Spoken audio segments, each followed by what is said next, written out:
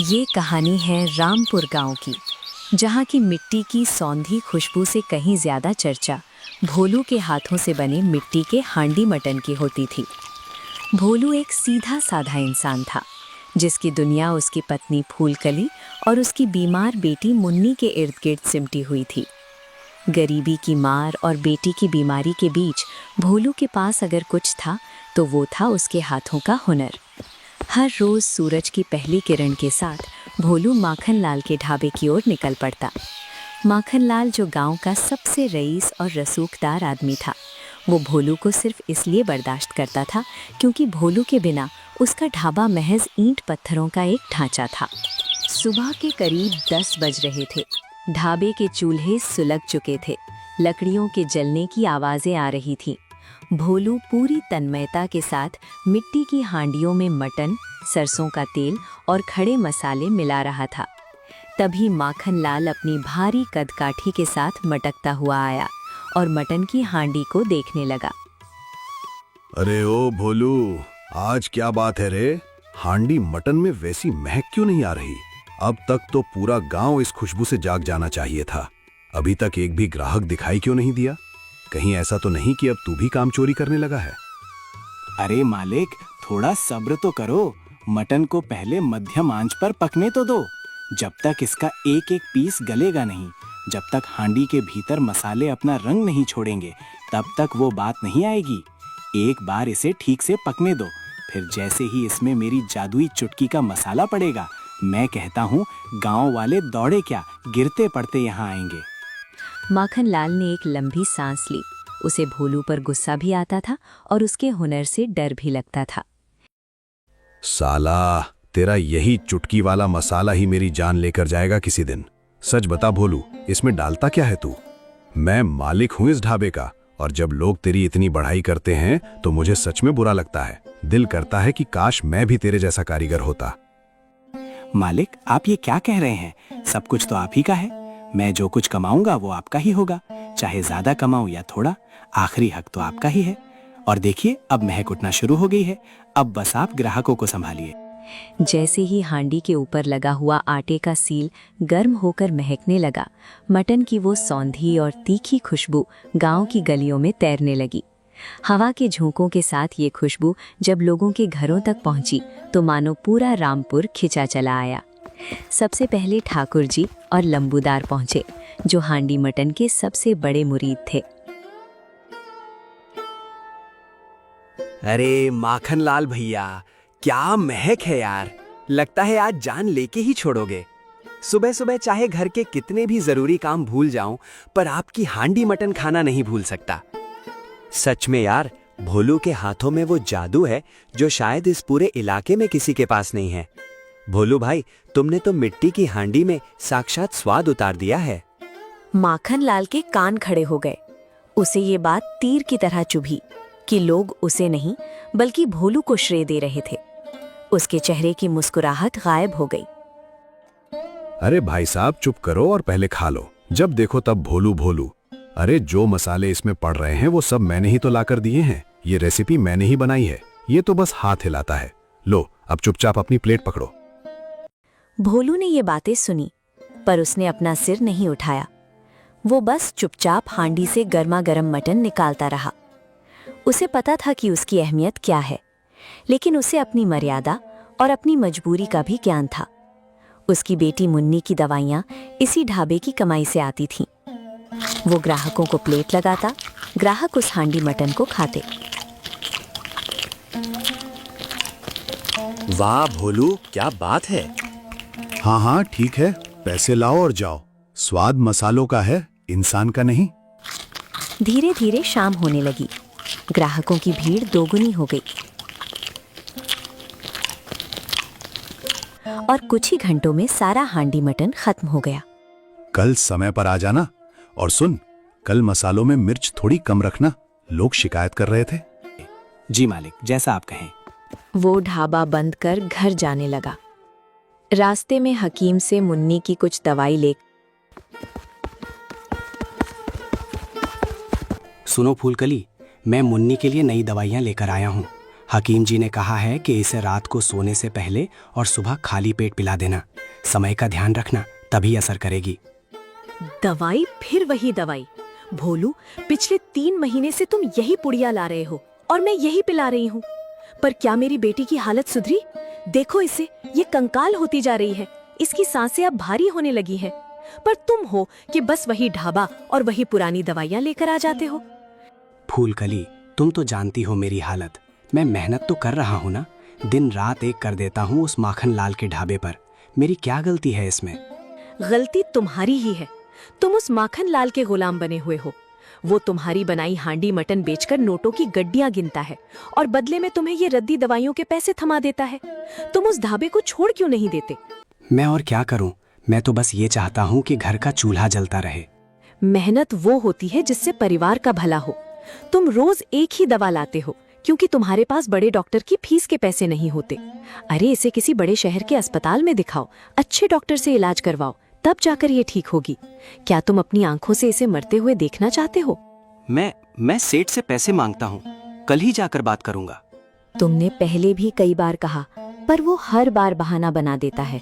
अगर वो कल पैसे नहीं देता तो ये तुम्हारा आखिरी दिन होना चाहिए उस ढाबे पर। अगर यहाँ रहकर मेरी बेटी का इलाज नहीं हो सकता तो काम छोड़ो और शहर जाओ। वहाँ मजदूरी करोगे तो भी शायद इससे ज्यादा कमा लोगे। पर मैं अब और इंतजार नहीं कर सकती। परेशान मत हो फूलकली, तुम सही कह रही हो। अब पानी सिर से ऊपर निकल गया है। कल मैं आखिरी बार माखनलाल से पैसे मांगूंगा, अपनी मेहनत का हक मांगूंगा। अगर उसने मना किया तो कल ही मैं उस ढाबे की दहलीज छोड़ दूंगा और शहर निकल जाऊंगा। मुन्नी को कुछ नहीं होने दूंगा। अगले दिन भोलू तेजी से ढाबे की ओर बढ़ रहा था क्योंकि वो लेट हो गया था। पर वहां पहुंचते ही, साले नालायक हरामखोर, तुझे क्या लगता है कि ये तेरे बाप का ढाबा है? जब मर्जी आएगी तब मुंह उठाए चला आएगा। इतना लेट? सूरज सिर पर चढ़ा है और अभी तक चूल्हा भी नहीं सुलगा। अगर आज मेरे ग्राहक खाली हाथ लौटे ना तो याद रखना, मुझसे बुरा कोई नहीं होगा। तेरी हड्डियां तुड़वाकर इसी हांडी में भर दूंगा। मालिक, आज आंख लग गई थी। असल में तबीयत भी कुछ ठीक नहीं लग रही है, शरीर में जान नहीं है। तबीयत सही हो या तू मर जाए, मुझे उससे कोई मतलब नहीं। जब पैसे लेता है तो हाथ बराबर चलना चाहिए। काम चोरी करने के बहाने मत ढूंढ। सुन, मैं अभी घर जा रहा हूँ। मेरे घर खास मेहमान आ रहे हैं। शाम तक लौटूंगा, तब तक तू सारा मटन बेचेगा। और हाँ, 1 पैसे की भी हेला फेरी या चोरी मत कर। मालिक, मुझे यहाँ काम करते हुए 10 साल बीत गए। इन 10 सालों में अगर मैंने कभी 1 रुपए की भी बेईमानी की हो तो आप जो कहें वो सहूं। पर मालिक, आज मुझे पैसों की बहुत जरूरत है। मेरा पिछले 10 दिन का पैसा बाकी है, मुझे वो पूरा चाहिए। मेरी बेटी की हालत बहुत खराब है, उसे शहर ले जाना है। अरे पैसे कहीं भागे जा रहे हैं क्या? पहले तू माल बेच, मैं घर जाकर देखता हूँ। अगर तिजोरी में पैसे हुए तो लेकर आऊंगा। तू इतना परेशान क्यों होता है? जा काम पर लग। इतना कहकर माखनलाल अपनी ठाठ वाली चाल चलता हुआ निकल गया। भोलू समझ गया कि ये फिर से टालने की चाल है, पर उसके पास कोई चारा नहीं था।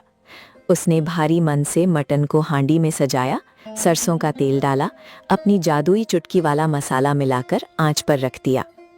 दोपहर की ढलती धूप में जब हांडी मटन की खुशबू चारों ओर फैलने लगी, तभी धूल भरी सड़क से चलते हुए 2 व्यक्ति ढाबे की ओर आए। उनके पहनावे और जूते बता रहे थे कि वे शहर के बड़े बाबू हैं। वे पैदल थे, शायद उनकी गाड़ी कहीं खराब हो गई थी। भाई साहब, क्या गजब की खुशबू है। शहर के बड़े बड़े रेस्टोरेंट फेल हैं इसके आगे। ओ भाई, क्या बना रहे हो बाबूजी? ये रामपुर का मशहूर हांडी मटन है। बैठिए, थकान मिट जाएगी। खुशबू तो कमाल की है, पर क्या स्वाद में भी मैसी है। बाबूजी, ये सिर्फ मटन नहीं है, इसमें इस गांव की मिट्टी की सौंधी खुशबू है और एक लाचार पिता की मेहनत। मैं यहाँ का मालिक नहीं हूँ, बस एक नौकर हूँ। मेरी बेटी बीमार है और मैं उसी के लिए ये हुनर आजमाता हूँ। दोनों बाबुओं ने एक दूसरे की ओर देखा, फिर भोलू की लगाई हुई प्लेट से पहला निवाला लिया। मटन का टुकड़ा मुंह में जाते ही मानो घुल गया। मसालों का वो तालमेल देखकर दोनों हैरान रह गए। भोलू भाई, तुम यहाँ क्या कर रहे हो? तुम्हारे हाथ में तो साक्षात अन्नपूर्णा का वास है। अगर तुम्हारा मालिक तुम्हारी कदर नहीं करता तो तुम्हें यहाँ रहने की जरूरत नहीं है। अपनी बेटी का इलाज करो, फिर खुद का कुछ शुरू करने की सोचो। भोलू की आंखों में नमी आ गई। तभी पहले बाबू ने अपनी जेब से बटुआ निकाला। ये लो 100 रुपए, ये तुम्हारे मालिक को दे देना खाने के पैसे, और ये 5000 रुपए ये तुम्हारे लिए हैं। इसे अपनी बेटी के इलाज के लिए रखो, और जब वो ठीक हो जाए तो अपना एक ठेला खोलना। इस हुनर को किसी जालिम की गुलामी में मत सड़ने देना। भोलू सन रह गया। उसकी कांपती हथेलियों ने उन नोटों को ऐसे छुआ जैसे वे कोई दैवी वरदान हो। वो उनका धन्यवाद करता है। बाबू चले जाते हैं। धीरे धीरे और ग्राहक आते हैं, खाते हैं, चले जाते हैं। शाम होते होते सारा मटन खत्म हो जाता है। भोलू आज बहुत खुश था। जैसे ही माखनलाल वापस आया, उसने भोलू को हिसाब के लिए बुलाया। हाँ भाई भोलू, कितना माल ठिकाने लगाया, पैसे ला। भोलू ने सारा हिसाब सामने रख दिया और ग्राहकों द्वारा दिए गए पैसे माखनलाल के हाथ में थमा दिए। मालिक, आज सारा माल बिक गया। एक एक प्लेट का हिसाब बराबर है। अब मालिक, मेरा जो पिछले 10 दिन का बकाया है वो 1000 रुपए दे दीजिए। मुझे आज रात ही मुन्नी को लेकर शहर की ओर निकलना है। अरे यार भोलू, तू भी ना, अभी तो नया माल मंगाना है, मसालों का पैसा देना है। ऐसा कर, तू कल ले लेना, मैं जुबान देता हूँ, कल पक्का हिसाब कर दूंगा। भोलू की आंखों में खून उतर आया। उसे पता था कि माखनलाल की जेब में अभी हजारों रुपए हैं, फिर भी वो उसके 1000 रुपए दबाकर बैठा है। पर आज भोलू कमजोर नहीं था। उसकी जेब में वो 5000 रुपए थे जो उन फरिश्तों ने दिए थे। ठीक है मालिक, आज मैं जा रहा हूँ, कल मैं आऊंगा। और अगर कल आपने मेरे पैसे नहीं दिए तो याद रखिएगा कि कल मेरा इस ढाबे पर आखिरी दिन होगा। फिर आप अपनी रेसिपी खुद बनाइएगा और खुद ही बेचिएगा। माखनलाल कुछ कहता उससे पहले ही भोलू तेजी से मुड़ा और अपने घर की ओर चल पड़ा। थोड़ी देर में घर पहुंचकर उसने बाबू के दिए सारे पैसे फूलकली के सामने रख दिए। भोलू, ये इतने सारे पैसे कहाँ से आए? कहीं तुमने कोई गलत काम तो नहीं किया? सच सच बताओ, ढाबे की गुल्लत का नहीं साफ कर दी? शांत हो जाओ फूलकली, ये किसी की चोरी के पैसे नहीं हैं। ये मेरी ईमानदारी और उन 2 फरिश्तों की दुआ है जो आज ढाबे पर आए थे। उन्होंने मेरा मटन चखा और मेरी मजबूरी सुनकर मुझे ये 5000 रुपए इनाम और मदद के तौर पर दिए। उन्होंने कहा कि मैं अपना खुद का काम शुरू करूं। भगवान का लाख लाख शुक्र है। पर वो माखनलाल, उसने पैसे दिए, तुम्हारा पिछला बकाया? वो पत्थर दिल इंसान कभी नहीं सुधरेगा फूलकली।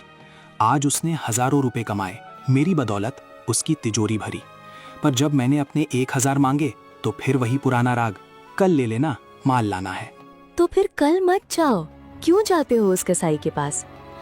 जाऊंगा फूलकली, कल आखिरी बार जाऊंगा। मैं अपने 10 साल की मेहनत के पैसे उसे खैरात में नहीं दे सकता। कल मैं उससे अपना हिसाब पूरा करूंगा। अगर उसने कल भी पैसे नहीं दिए तो मैं उसी वक्त अपनी हांडी और अपना मसाला उठाकर वहां से हमेशा के लिए चला आऊंगा। फिर देखते हैं कि माखनलाल का ढाबा कैसे महकता है।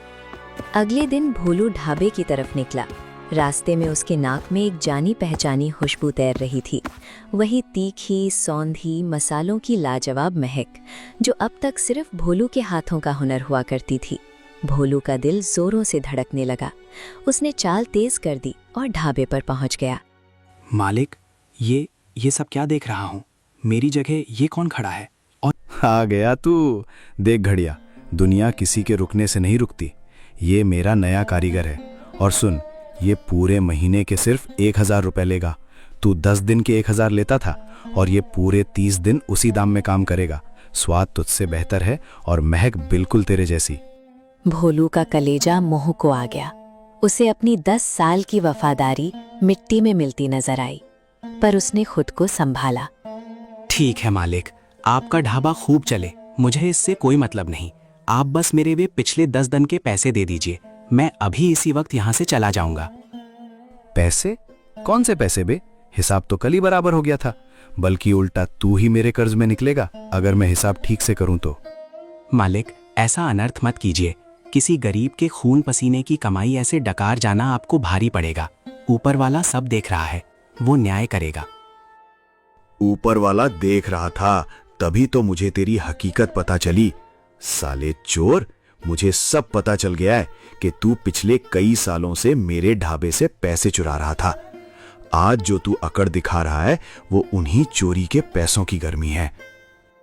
मालिक, जब हुनर का मुकाबला ना कर सको तो इल्जाम चोरी का लगा दो। वाह, ये खूब रही। मैंने कभी एक ढेला इधर उधर नहीं किया और आप मुझ पर ये कीचड़ उछाल रहे हैं। चला जा यहाँ से, वरना याद रख, मेरा ये नया कारीगर मटन बनाने के साथ साथ गला काटना भी बखूबी जानता है। अगर अपनी खैरियत चाहता है तो अपनी शक्ल यहाँ दोबारा मत दिखाना। माखनलाल, तूने आज सिर्फ मेरे पैसे नहीं मारे, तूने अपनी मौत को दावत दी है। मैं अपनी मेहनत की कमाई ऐसे ही नहीं जाने दूंगा। मैं अभी इसी वक्त मुखिया जी के पास जा रहा हूँ। पंचायत बैठेगी और वहीं फैसला होगा कि चोर मैं हूँ या तू। भोलू तुरंत मुखिया के घर पहुंचा और सारी बातें बता दी। भोलू, मैं जानता हूं तू नेक इंसान है, पर पंचायत और कानून सबूत मानते हैं। अगर मैं माखनलाल को अभी यहां बुलाऊं तो वो अपनी रसूख और झूठे गवाहों के दम पर तुझे ही चोर साबित कर देगा। उसके पास पैसा है और पैसे की चमक में सच अक्सर धुंधला पड़ जाता है। तो क्या मालिक, मेरी मेहनत की कमाई वो डकार जाएगा? मेरी बेटी अस्पताल में है मालिक, मुझे उन पैसों की सख्त जरूरत थी।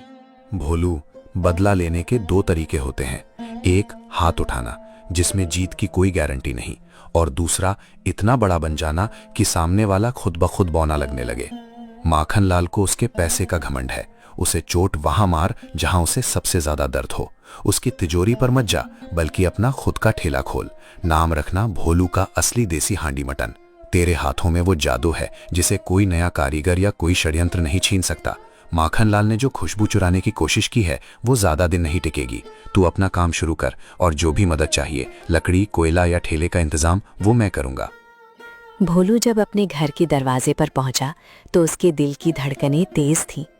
उसे डर था कि कहीं मुन्नी की हालत और न बिगड़ गई हो। लेकिन जैसे ही उसने चौखट पार की, उसके पैरों तले जमीन खिसक गई, पर इस बार डर से नहीं, खुशी से। मुन्नी खाट पर बैठी अपनी माँ से बातें कर रही थी। उसके चेहरे पर पीलापन कम था और वो फुलकली की बात पर खिलखिलाकर हंस रही थी। फूलकली, तुम इतनी जल्दी लौट आई? डॉक्टर ने क्या कहा? मुन्नी ठीक तो है ना? अरे मैं तो कब की लौट आई और तुम्हारा इंतजार कर रही थी। मुन्नी को देखो, डॉक्टर की सुई और दवा का असर देखो। मेरी बच्ची अब खुद बैठकर पानी पी रही है। पर पैसे कितने लगे? वो 5,000 कम तो नहीं पड़े? और कितने बचे हैं? अरे ओ मुन्नी के बापू, शांत हो जाओ। 1 रुपया भी खर्च नहीं हुआ। हम शहर के सरकारी अस्पताल गए थे। वहाँ डॉक्टरों ने बहुत अच्छे से देखा, दवाइयाँ भी मुफ्त मिली, जांच भी फ्री में हुई। हम गरीब लोग अपनी अज्ञानता की वजह से डरते रहते हैं कि बड़े अस्पताल में लूट लेंगे, पर सच तो ये है कि सरकार ने हमारे लिए बहुत कुछ कर रखा है, बस हम ही वहाँ तक नहीं पहुँच पाते। पर तुम इतने परेशान क्यों हो? क्या माखनलाल ने पैसे नहीं दिए? वो आदमी नहीं, हैवान है फूलकली। उसने मेरी 10 साल की वफादारी को एक पल में राख कर दिया। पैसे देने से मुकर गया, मुझ पर चोरी का इल्जाम लगाया और एक जल्लाद जैसा कारीगर रख लिया है। पर मुखिया जी ने एक रास्ता दिखाया, अपना खुद का ठेला। तो फिर देर किस बात की है? ये हुई ना मेरे मन की बात। ये 5,000 पूरे के पूरे बचे हैं। इन्हें उठाओ और अभी के अभी बाजार जाओ। एक नया ठेला लो, ताजी हांडिया लो और सबसे उम्दा मसाले लाओ। आज रात भर हम दोनों मिलकर तैयारी करेंगे और कल सुबह पूरे रामपुर में ऐसी महक पैदा करेंगे कि उस माखनलाल की रूह कांप जाएगी। अगली सुबह भोलू ने पैसे उठाए और सीधा बाजार पहुंचा। सबसे पहले उसने एक मजबूत लकड़ी का ठेला खरीदा। फिर वो सीधा इस्माइल की गोश्त की दुकान पर गया। इस्माइल पूरे इलाके में सबसे ताज़ा मटन के लिए जाना जाता था। अरे भोलू भाई, क्या बात है? आज तो आप पूरे 10 किलो मटन ले रहे हो। क्या घर पर कोई बड़ी दावत है? मेहमान नहीं इस्माइल भाई, अब खुद का ठेला खोल रहा हूँ, भोलू का देसी हांडी मटन। इसीलिए मुझे आज तक का सबसे उम्दा और ताज़ा मटन चाहिए। अगर माल अच्छा दोगे तो मैं तुम्हारा पक्का और रोज का ग्राहक बन जाऊंगा। फिक्र मत करो भोलू भाई, ये लो सबसे ताज़ा माल। अगर खाने वाले की उंगलियां ना चिपक जाएं और स्वाद में कोई कमी रह जाए तो आकर मटन मेरे मुंह पर फेंक देना और पैसे वापस ले जाना। भोलू तुरंत मटन घर लाया, अच्छे तरीके से बनाया और अपना ठेला गांव के आखिरी छोर पर लगा दिया। मटन की खुशबू ऐसी थी कि हवा के साथ मिलकर वो गांव के कोने कोने तक पहुंच गई। लोग अपने घरों से बाहर निकल आए और सीधा ठेले पर पहुंचे। भोलू भाई, ये ठेला तुम्हारा है या माखनलाल ने यहाँ नई शाखा खोली है? नहीं बाबूजी, ये मेरा अपना ठेला है। अब माखनलाल से मेरा कोई वास्ता नहीं। अरे वाह, पर रेट क्या रखा है? वहां तो माखनलाल ने अचानक 50 रुपए प्लेट कर दिया है। बाबूजी, यहाँ सिर्फ 30 रुपए प्लेट मिलेगा। भरपेट खाइए और दुआ दीजिए। 30 रुपए सुनते ही लोगों में खुशी की लहर दौड़ गई। भोलू ने प्लेट लगानी शुरू की। मटन का रंग गहरा सुर्ख था और तरी ऊपर तैर रही थी। जैसे ही ग्राहकों ने पहला निवाला लिया, उनकी आंखें फटी की फटी रह गईं। ओहो हो, क्या बात है यार। एक निवाला मुंह में लिया और मांस अपने आप हड्डी से अलग हो गया। मसाला ऐसा कि रूह खुश हो जाए। ये हड्डी चूसने पर जो रस निकल रहा है, आहा। भोलू भाई, बात मत करो अब, बस खाने दो और एक प्लेट मेरी भाभी के लिए पैक भी कर दो। उधर माखनलाल के ढाबे पर सन्नाटा पसरा था। उसका नया जल्लाद कारीगर पसीने पसीने हो रहा था, पर कोई ग्राहक नहीं आ रहा था। भोलू के ठेले की महक पूरे गांव में छा गई थी और उसकी सस्ती कीमत ने माखनलाल की गद्दी हिला दी थी। रामपुर में अब एक नई शुरुआत हो चुकी थी। भोलू के हाथों की हांडी मटन की कहानी अब खुद लिखी जा रही थी। और जिस दिन मुन्नी पूरी तरह ठीक होकर अपने पिता के ठेले पर बैठी थी, उस दिन भोलू ने एक अखबार की कतरन देखी। शहर के 2 परोपकारी उद्योगपतियों ने गरीब कारीगरों के लिए सहायता कोष शुरू किया। भोलू मुस्कुराया। वो 2 फरिश्ते उसे आज भी याद थे। उसने मुन्नी के सिर पर हाथ रखा और सोचा, सच में इंसान को बस एक मौका चाहिए, सही दिशा चाहिए। रामपुर की गलियां अब भोलू की हांडी मटन की खुशबू से महकती थीं, और वो खुशबू किसी दब्बू कारीगर की नहीं, बल्कि एक आजाद आदमी के हुनर की थी। दोस्तों, अगर आपको ये वीडियो पसंद आई हो तो वीडियो को लाइक करें और चैनल को जरूर सब्सक्राइब करें।